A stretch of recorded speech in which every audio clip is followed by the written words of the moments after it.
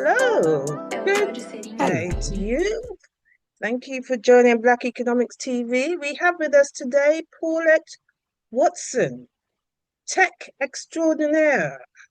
We met a number of years ago, and I'm glad that she's allowed some time in her very busy schedule to speak to us about what she does. Please describe to our audience, Paulette, what it is that you do. Okay. Thank you, Dawn Grant, for allowing me to grace this amazing podcast and to share with your community, your audience. So I'm Paulette Watson. I am the CEO and founder of Academy Achievers and leading on the global BME digital inclusion movement to raise 1 million Black women and girls in STEM, science, technology, engineering, maths, AI, Web3 by 2030. Our mission really is bold. And like I said, we want to raise Black women into these tech careers. And what we do, we design scalable pipelines, diverse pipelines, Black woman pipelines from early exposure to executive leadership, ensuring representation in emerging technologies. I operate at the intersection of AI, governance, and social impact, building an ecosystem where talent from the global majority, Black women, is not marginalized but mobilized.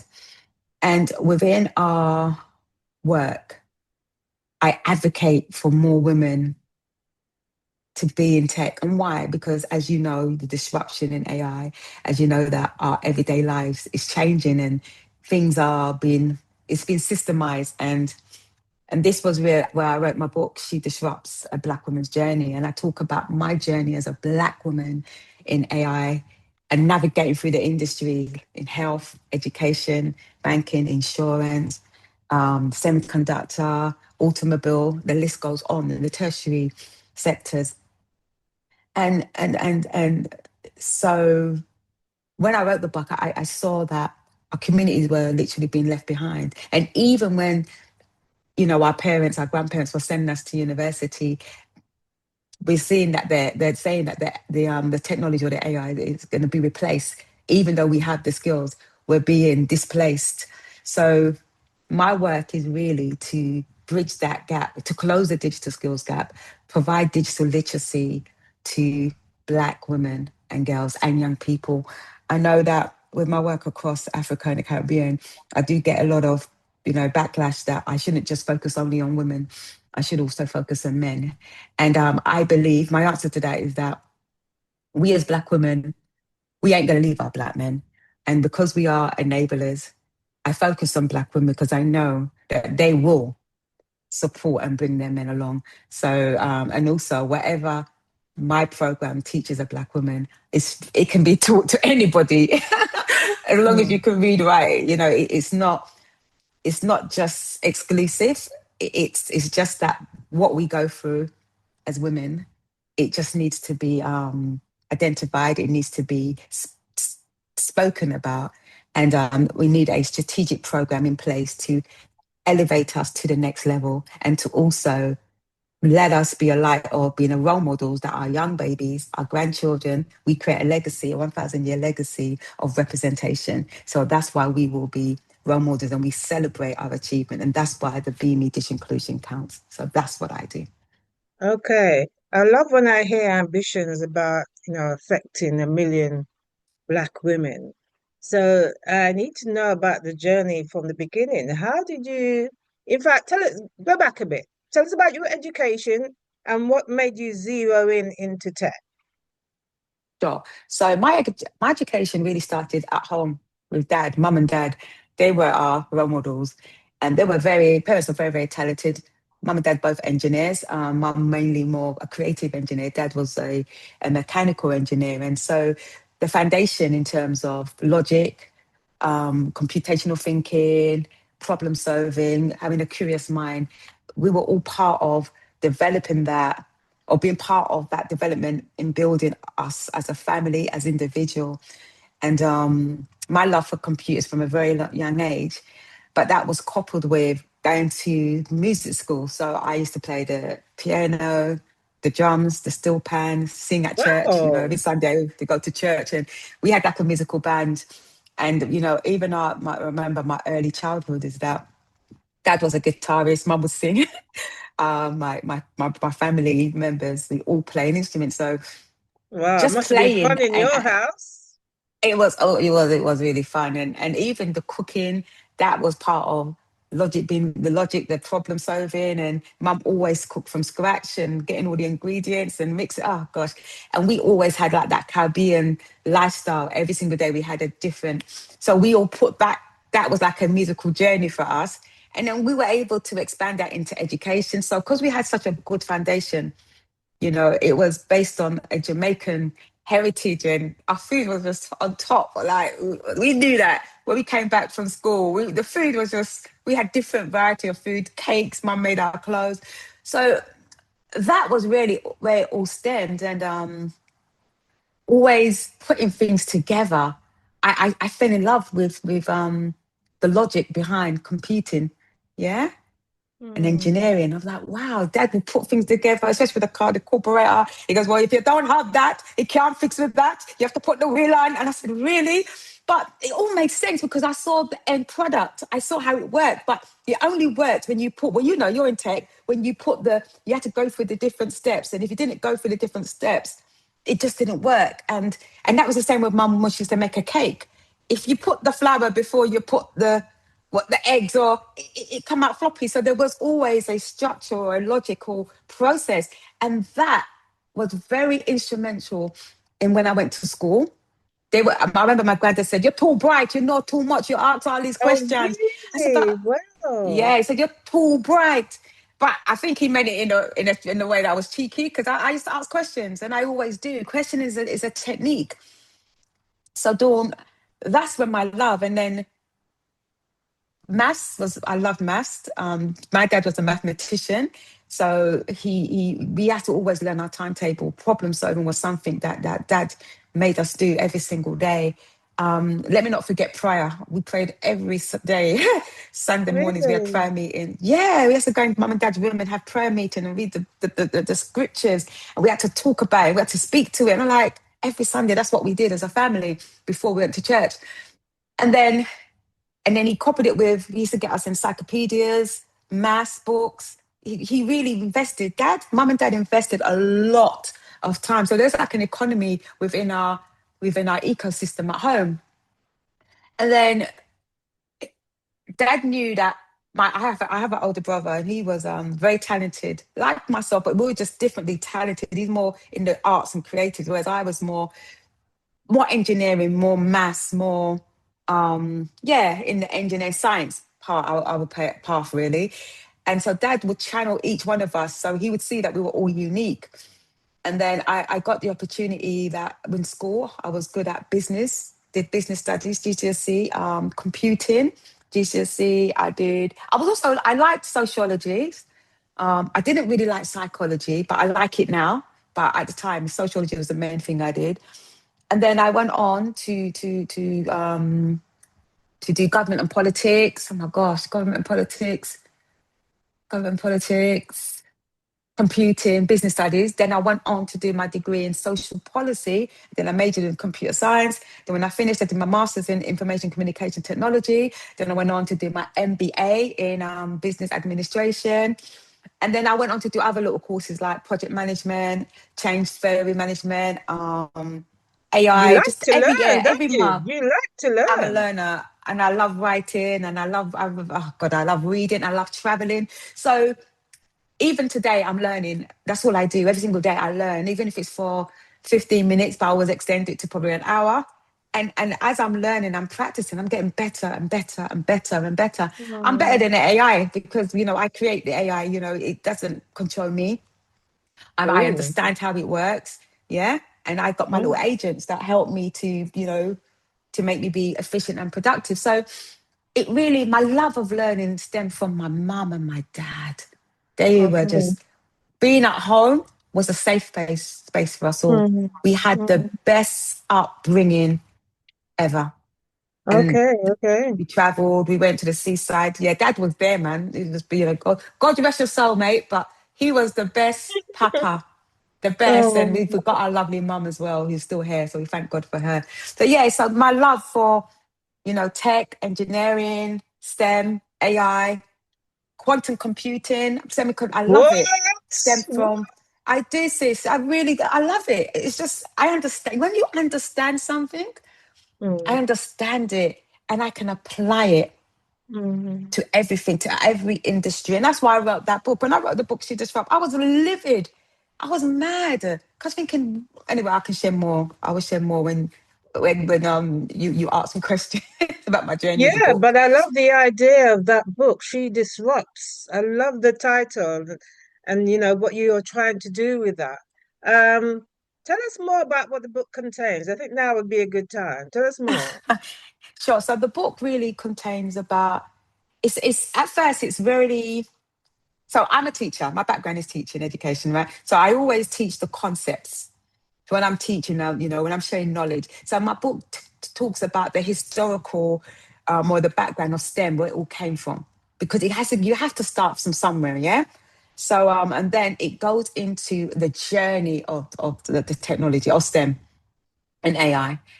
And then I talk about the oppressive, the bias, the unconscious bias. I talk about Mm. ethical reasoning. I talk about a journey, a Black woman's journey, what she goes through.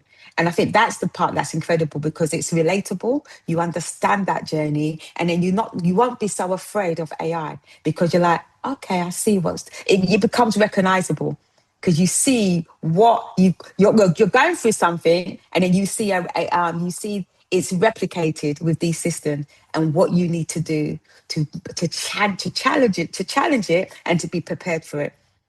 Yeah, and not to be afraid. My next book is coming out, and I'm talking more about compute. I'm talking about accessibility. I'm talking about AI governance, responsible and ethical. I advocate for that. The policies I advocate for, in terms of the construct, meaning when I talk about the construct, talking about us as a community understanding what the AI tools or what the technology is there to do, Mm. understanding it, and then basically speaking to it, making sure that it's right for us. And then when I talk about the contract, making sure that once we understand what is happening and we have a voice, then the contract is bringing it to government saying, well, this is the policy we want you to make for us, to create for us, because we are building the systems from scratch so that we're not only being consumers, we are the ones being the creators. So it's massive. The tech, like the new and emerging technology is so big, and it's disrupting, but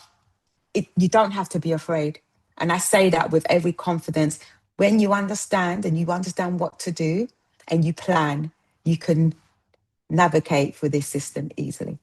It sounds like the kind of book that every person in government and education and corporate leaders should be reading. Yeah, they are. They are. Oh, They are. fantastic. Well done. They Good for are. you. Your You're parents, welcome. your dad would be so proud. And I know that your mom is proud. Listen, Dad would be proud. Dad would be And the proud. rest of your I family, mean, yeah. Sorry, go on. they are proud. Yeah, sorry, Dawn. I mean, even the work that I'm doing, I was recognized with the MBE. And I know that is Nice. something that, yes, it's nice because it gives me access. But it was, the history behind the MBE and what it means, and it was kind of a challenge, but it was access to make sure that every Black woman understands why they need to be part of this revolution, why they need to get involved, because the opportunity that tech for good, the opportunity that it affords us, is revolutionary.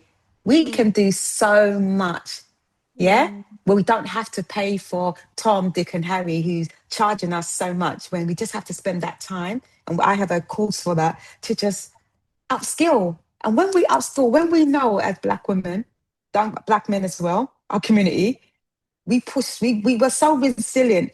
We got that determination where we want so much more because we know we can do it. But if we don't have the access, it's kind of hard, right? mm. Yeah, I Yeah, hear you. we need the economic, we need funding, we need to have the access. We need it to be equitable. We need to make sure that if we have all those things, we can thrive. And Mm. that is it. That's the equation, really, right? But if we Yeah, don't have it, absolutely. that's why we're blocked. Well, thank you for what you're doing because it sounds like you're opening up doors for many. And if I could hazard a guess as to how deep you are into the 1 million people you're going to reach, would I say you've reached already 100,000, 200,000? What would you say? No, we've reached the last time we count, that was last year, 890,000. So we basically, yeah, we're succumbed, yeah, we're past it, yes. To the point that we're working with like some big tech companies who are supporting us. Yeah, we have over, Dawn, we have over delivered. You know, when I say over delivered, yeah, we Wow. have over, yes, we have over delivered. Over, Wow. over delivered. And tell me what countries you've been influencing. Because at the moment Mainly, you said you're in Ghana, but also I know you've traveled all over the place doing this work. So go on, yes. list the countries then. So currently we are across England and well, England, like Midlands, London. We're going into mainly into Manchester. We're working with some schools in Manchester and Reading, but we're mainly across, Africa.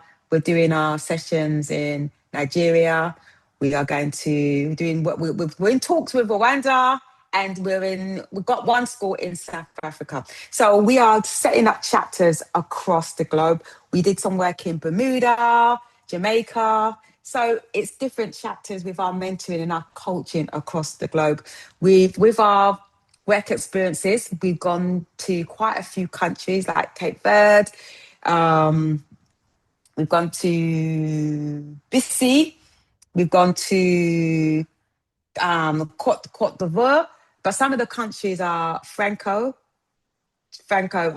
countries, so francophone. So what that means is we have to make sure that some of our mentors speak their French, because Yes. it's a bit difficult. So even though we are scaling and we're expanding, different countries come with their different regulations and Yeah, of course, yeah. responsibilities that we have to adhere. But because we are remote, we're online, we're reaching so much and we're going into different markets.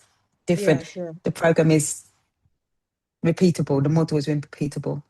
So are you getting these women to learn about the tech and build things with the tech? Yes. So let me tell you about the BME program. So the BME has 5 pillars, yeah? So 5 pillars is pillar one, we have the BME Sustainable Tech event, which what we do, we have a massive tech event, which is works with a career fair where we have all our tech partners come to the schools, and all the schools come for a day. Okay, so we had last year, we did it in Oasis Academy. We had BT Group, we had MasterCard, we had Sienna, we had Colt, we had Covington, we had Talis. We had quite a few organizations that come, and they came, people from the space tech world. They came, Clearbank, they came and they spoke as a panel guests. I was the host, and they spoke to the students, talked about their careers journey, talked about the disruption in AI. What does it mean? We had the career fair. We had workshops on CV, interview techniques.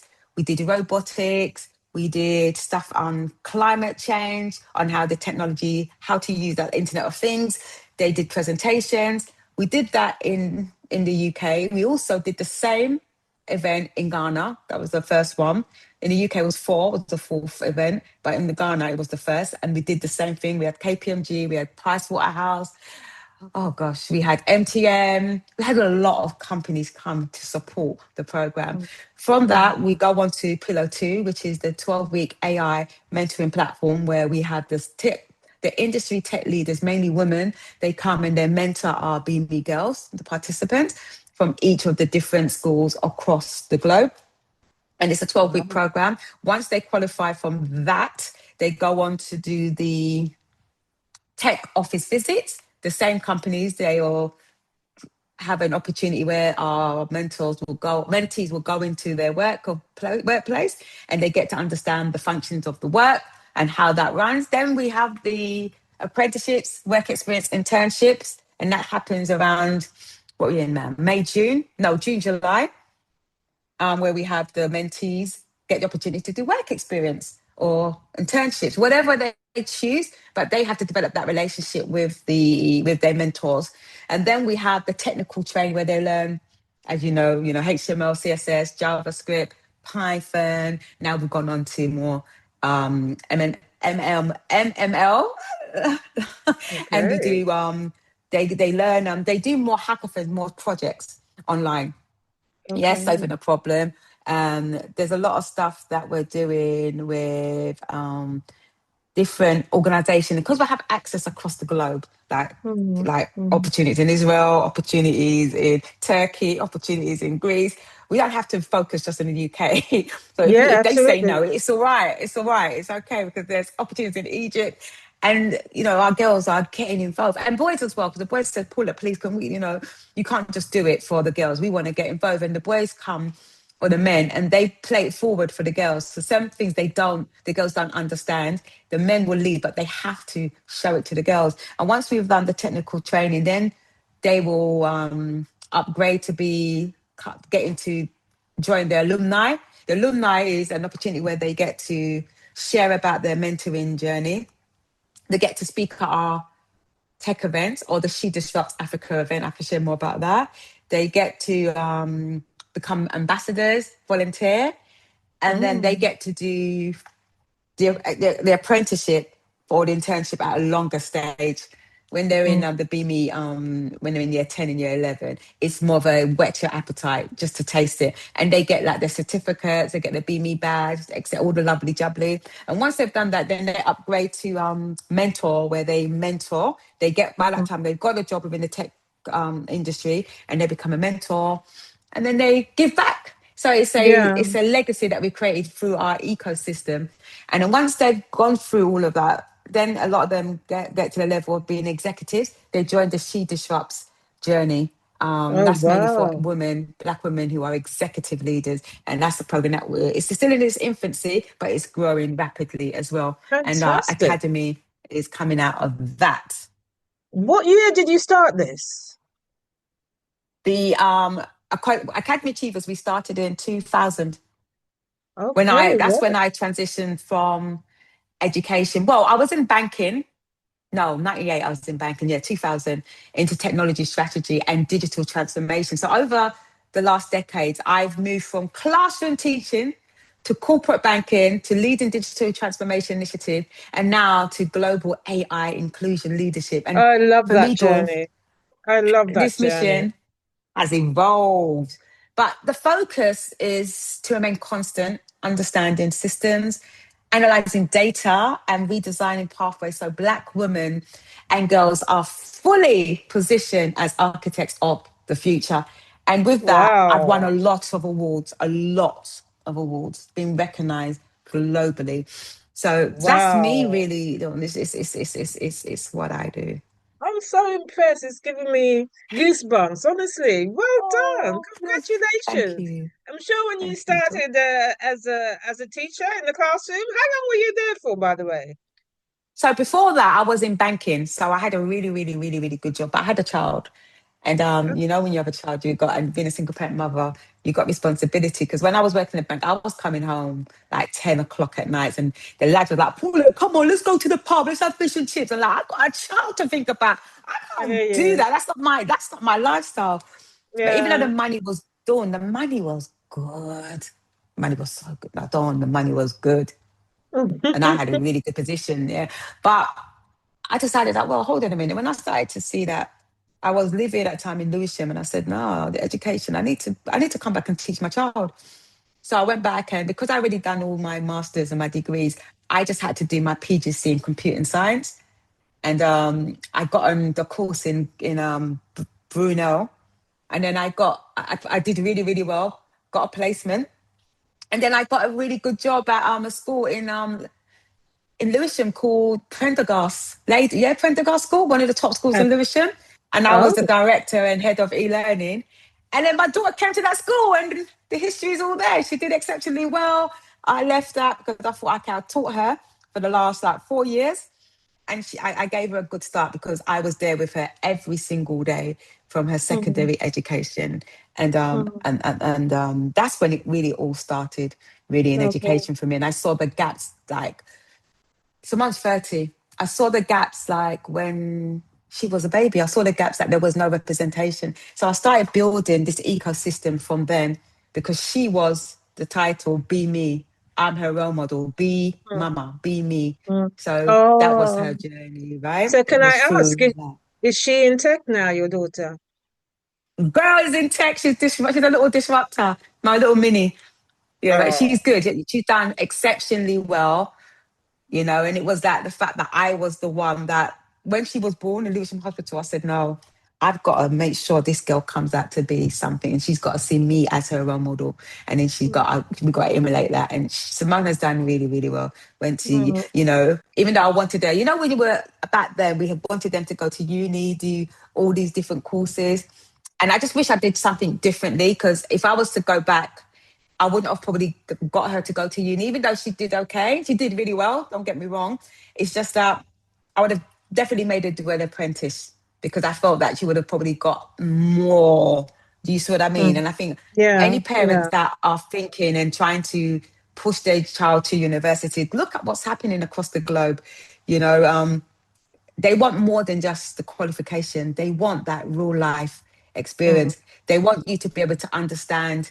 They want you to have tools of like how to use the AI tools. They want you to be able to use your creativity, be able to problem solve. Parents, listen to me. I am an educator. I've been a deputy head. I get the education from early years right the way up to university. I've been a visiting lecturer at Middlesex University. I've done it. I understand education. I even wrote the computing curriculum. I was an examiner for EdXL, OCR.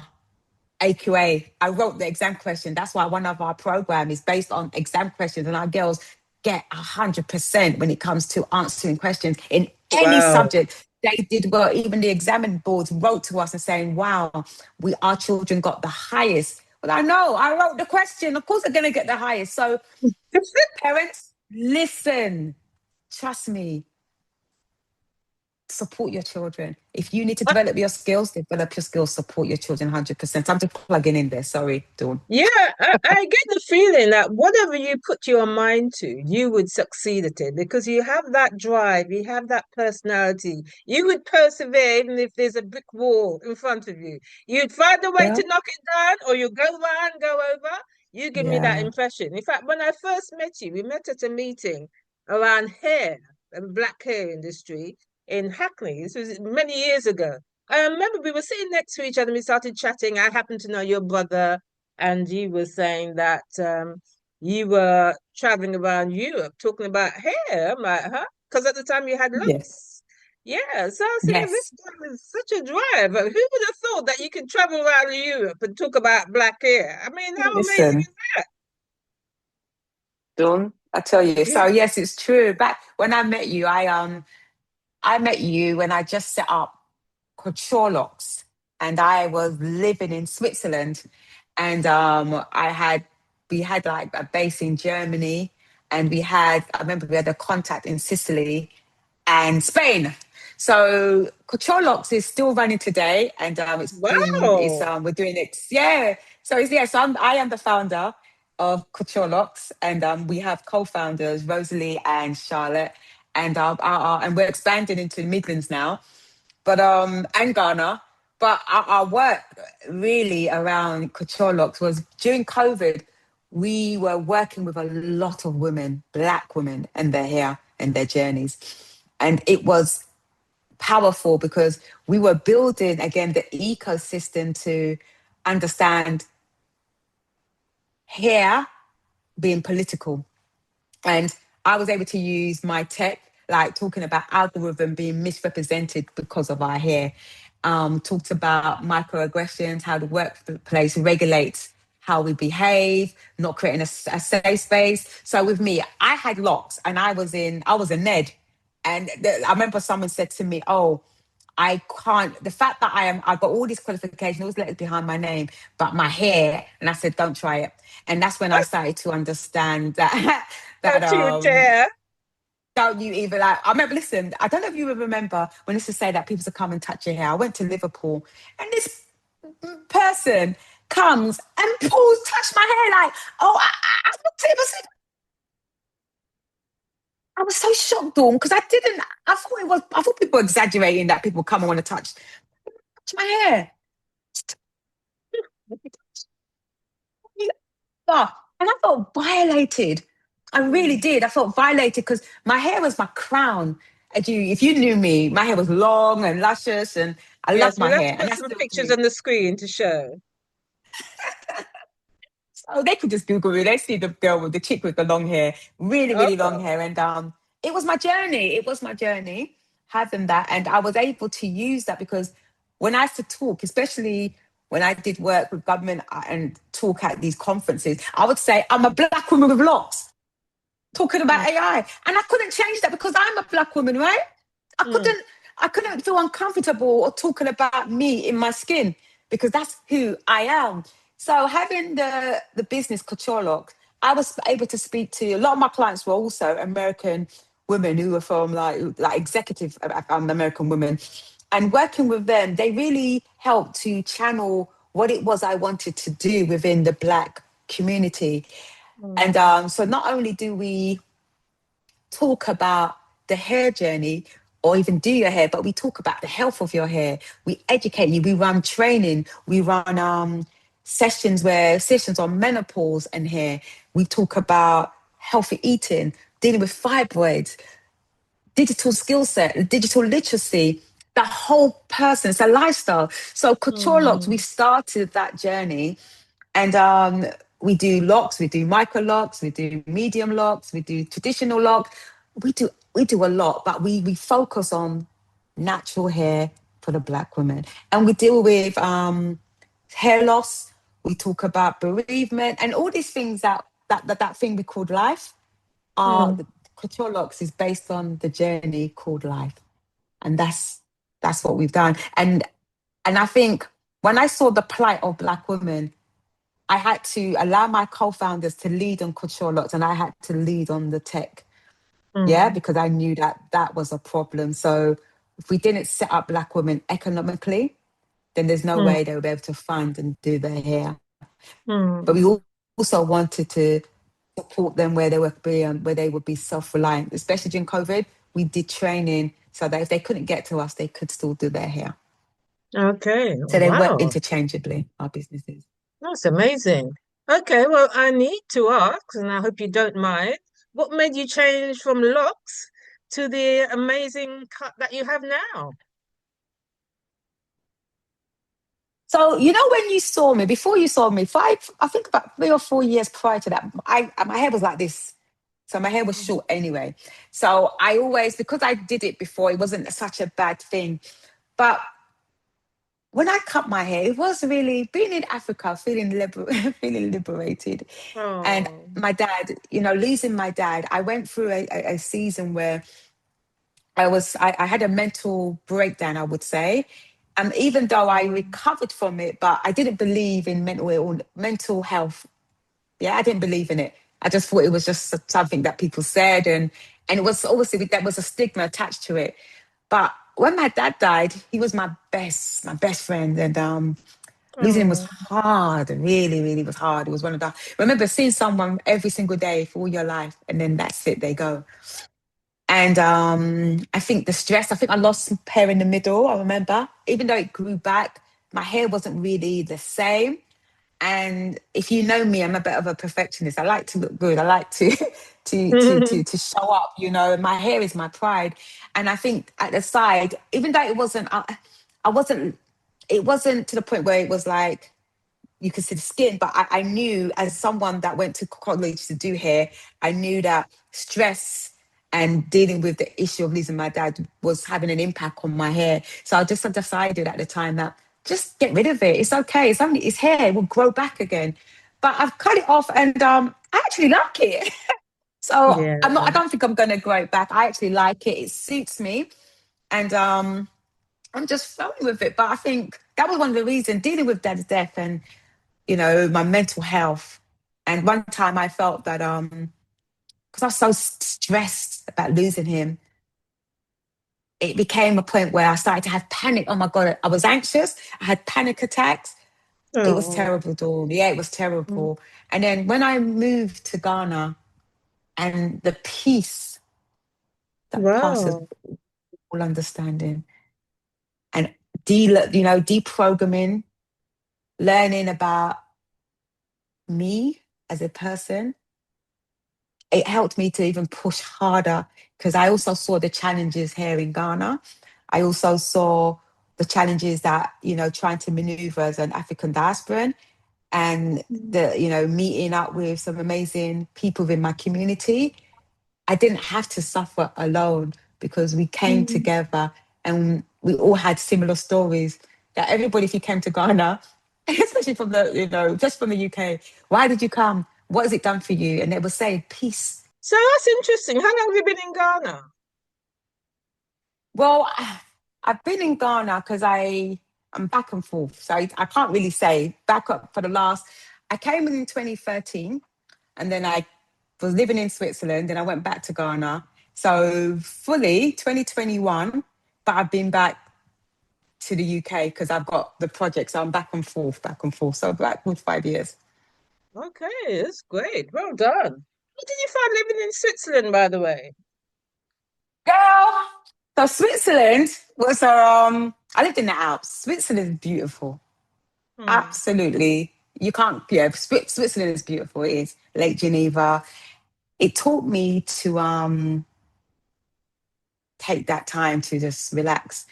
Like especially in our community, especially if you're a Christian, weekends, you're rushing around going shopping on a Saturday, then church on Sunday. You don't have a weekends. And that's something that I had to deal with for a very long time. Being in Switzerland, we left work on Friday at 2 and we didn't leave our homes until Monday morning when it work time. And we had that Really? moment to just yes, you rested, no noise, it was Hmm. peaceful, no Hmm. interruptions. You either come off the mountains to do your shopping, or if you're going to do your shopping, there were set times. It was just disciplined, and you go for. It was nice, but the only thing, the culture for me was a bit. I come from a musical, lively, vibrant. It was a Yeah, bit yeah. too quiet for me, but it was still good. You see what I mean? It was good, and I Yeah. needed I needed to see more of my people, and there wasn't that representation there for me, Yeah. and I felt that if I stayed there, I don't think I would have. I'm lively. I like to have fun, and I like to be Hmm. around people that I can bounce my ideas off, and I can grow. And Hmm. so that was it. So it was a nice place, nice people, but I just wanted more. I wanted a Yeah. lot more. I understand. I And understand. Ghana, I get it. I get it a lot more here. And Jamaica. Okay. Oh, right. Not Okay. forgetting my, Of not course. Of forgetting course. Jamaica. Not at Well, all. I think you have so much to offer. I mean, one of the things I'd like to do is to put links to your books under the video, as well as the two organizations. Oh, my goodness, what a title. I love that cover. Beautiful picture as well. Thank That's you. fantastic. Your book, that book should be in every library, every school. Everybody should have Right, it in their okay. homes. Dawn? Yeah, so Yes. we've just got that. We've got that code where it is. So got it from the British Library. So it can go in every. So what I'd like you to do, community, is the book. Go to the library, your local library, and ask for that book. She Disrupts by Paulette Watson, a Black woman's journey in STEM and AI industry.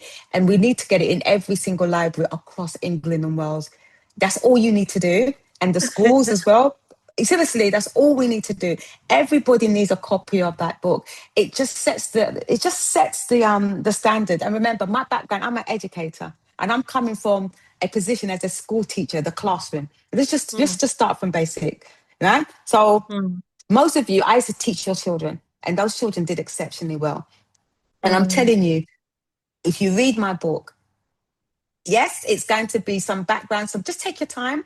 But when you get into the nitty gritty, be like, oh my gosh, my second book's coming up, and it's even more relatable because I am not leaving Black women behind because I am a Black woman and I'm talking about our experiences and I'm talking about experiences within housing, the housing gap, yeah, temporary accommodation and how AI disrupts that. I'm talking about health inequalities, yeah, and how AI disrupts that. I'm talking about policing, the judicial system, right? I'm Wow. talking about education, right? I don't know if you guys remember, like back in the days, like 1980s, when every year Afro-Caribbean Black boys were just failing the system. And I'm saying, God, why do they keep, what is it? When I became a teacher, and those same African Caribbean boys, I used to be their teacher, they didn't fail. So it's about lack, the schools they go to, lack of funding. And now the AI tool they're calling it EdTech. And what that's doing is amplifying the exclusions. Certain people have, certain people don't. So we need to also understand that I talk about issues around data center. There's a lot that I talk about. And the good thing, my community, I come with my Black women saying to me, Paulette, we don't understand it. You have to make it more relatable. And I'm happy to do that. I'm happy to slow right down. And I tell you why, and this is why I love my dad so much. I remember my dad would say, you know, me come from bush, you know. I said, really, Dad? I can't read. I said, really, Dad? But yes, so my dad he was an engineer and he had one of the best jobs. He worked for London Underground. Dad got paid, he did exceptionally well. And so I said, Dad, listen, let me teach you. Because if I can't, if you don't understand something, it's because I'm not a good teacher. He said, all right then. All right, Ooh. all right. So Ooh. I would teach my dad. And you know, my dad started to understand the technology. And he said, Paula, I get it. And my dad said, Dad, don't get annoyed with these people. You write and you use the email. Yeah. He goes, this Facebook. I said, Dad, all you got to do, he started to learn Facebook. He wanted to learn everything. And I just taught him. I said, Dad, every day. And he did. And my dad was a pro. My mum started to use, back in the days, it was Skype. She's using Zoom and she's using Google Meet. My mum books her flights to go wherever. I said, Mum, you're allowed to get it wrong. And I taught my parents their digital literacy, they're 100%. They got it. They were not left behind. So I'm saying this to my community is that you can come to me and you can ask me a question and it's not a stupid question because there's a lot of people who don't look like us who don't understand it either. Right? Yeah, So yeah, don't sit back and let people dictate. You have a voice. And failure only occurs when you give up. And I know my yeah, people's not giving up. So yeah, ask the question. absolutely. It doesn't matter. Yeah, it doesn't Yeah, matter. I yeah, always yeah. ask questions. So I don't understand it. And I know everyone else that understands it. It's all right. I don't mind. I can be vulnerable and I don't mind. It's okay. But I'm Mm, learning and I'm getting mm. better. Well, So to my community, please. you sound like a fantastic teacher. Those books I'm sure are amazing. When's the new one coming out? I'm hoping for it to come out by say October. Let's be realistic, October. Okay, Yeah. okay, Because when all I right. say that because the production, you know what it's like, the book cover, waiting on people. So let's say October would be a good date. We have Okay, more than all right. enough time because it's finished. It just needs the production line. Do you But I'll have let you know. time? Do you have times when you wind down? Any hobbies or interests outside of work that you've mentioned? All Tell the me, time. Oh my tell me God. about your hobbies. So Mondays and Wednesdays, I like walking up the mountains. So Brewery Mountains we go. I do a lot of walking, swimming. I do a lot of reading, and I go out with the girls every Oh, week. Like tonight, we're oh. going out. Tomorrow, we're going out. We go out. I go out a lot. I enjoy. That's good. I really enjoy. Yeah, So it I sounds like work you have a hard and I play. good balance. Yes, I work hard and I play hard. Good for you, Really, we girl. play Good for hard. you. It's been Yeah, a pleasure yeah, it's talking to important. you. Thank you. So we need a link for your book. We need a link for the course. You mentioned that you have a course, yeah? Yeah, And yep, also yep. a link for the tech organization you have, and also Couture Locks. Yeah, we You need want a link. control locks? Yes, Yeah, we want the definitely. links for Control locks. people to discover more and maybe take a course or find out Yeah, what Couture Locks can do for them. That's fantastic. Thank you for what you do, and Paulette. you're welcome. And Dawn, another thing I want to say, we were hosting the BME webinar where we have industry leaders come and talk about the disruption in AI across all the industries. So Okay. at the moment, that is free for our community. So I will share that with you as well. And Fantastic. they can just sign up and join at their Oh, own thank leisure. you. Oh, You're welcome. fantastic. All right. Thank you so much, Paulette. It's been a pleasure talking to you, and I do admire you Likewise. seriously. And Likewise. Thank you have you. amazing family as well, I've got to say. And I've got to say, your face looked up. You were beaming when you were talking about your childhood, your background, and being at home with the family, and not everybody can have that kind of big, giant, small Yeah. smile when they're talking about the family. So well done to I your love my parents, and family. oh, well done. Thank you Thank for you, what you Dawn. do. Take care. You too, my lovely.